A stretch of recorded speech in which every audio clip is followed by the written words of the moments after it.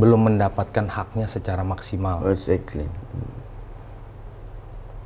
Banyak lagi hal-hal lain yang membuat masyarakat itu sepertinya apatis terhadap partai politik yang notabene memang sudah lebih dulu ada. Nah itulah kenapa PPRN itu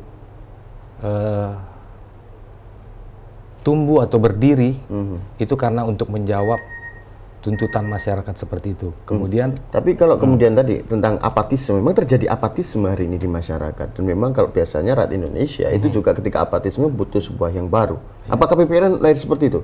Dengan apatisme masyarakat hari ini, dengan partai-partai keadaan politik, kemudian PPRN hadir ya, lahir untuk menjawab apatisme itu. Iya. Ya kira-kira menjawab apatisme itu dengan wujud partai baru itu kenapa?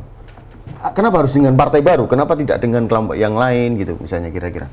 Karena adanya rasa ketidakpercayaan ya, rasa ketidakpercayaan terhadap partai politik yang boleh dikatakan pro status quo, kan gitu ya.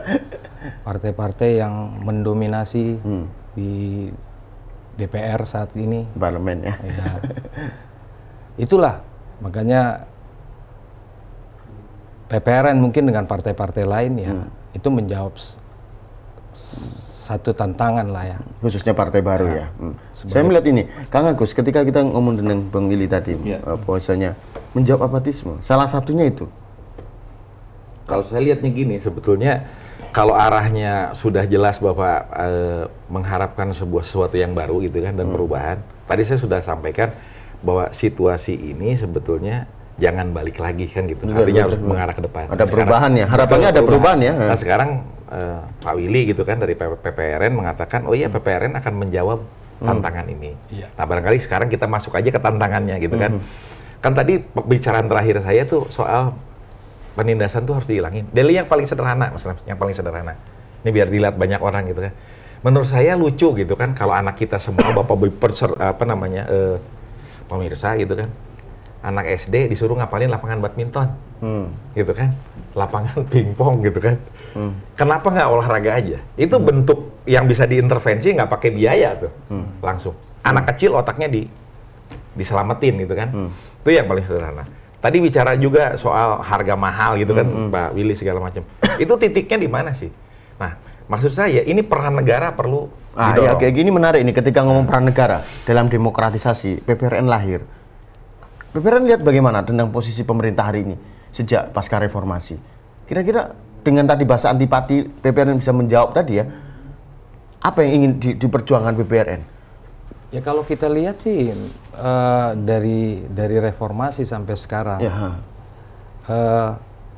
menurut PPRN itu belum ada kemajuan yang signifikan. Belum ada kemajuan yang signifikan. Diukur dari mana kira-kira Bang? Salah satu poinnya mungkin.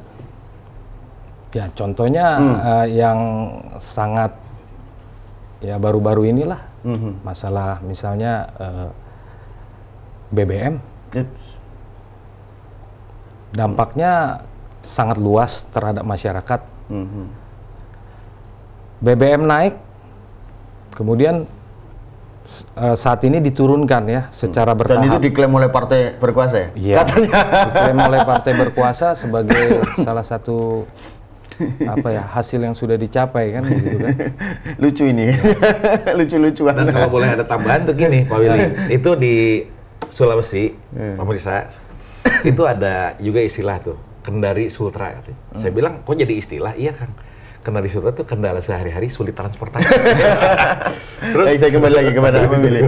Bener. Ya. Salah satunya memang kenaikan BBM, meskipun sekarang diturunkan ya, sudah diturunkan. Yang jadi masalah gini Pak Nafis, kan BBM diturunkan. Tapi kalau rakyat di bawah itu kan dia tanya, saya kan tidak minum BBM. Saya kan butuh minuman yang ya misalnya Aqua gitu ya kan. Apakah Aqua atau misalnya harga sembako itu turun? Nah itu belum tentu. Kadang-kadang yang kaitannya saja dengan BBM, misalnya seperti angkutan gitu. Iya, betul, transportasi. Apakah secara otomatis dia juga turun? Oh, sangat susah turunnya. Jadi itu termasuk yang tadi saya katakan bahwa belum ada perkembangan yang signifikan. Dan saya pikir BPR akan nanti dalam sesi berikutnya akan menjawab pertanyaan itu ya. Apa yang akan ditawarkan oleh BPRN ke depan. Sehingga masyarakat kita tidak apatis terhadap partai politik.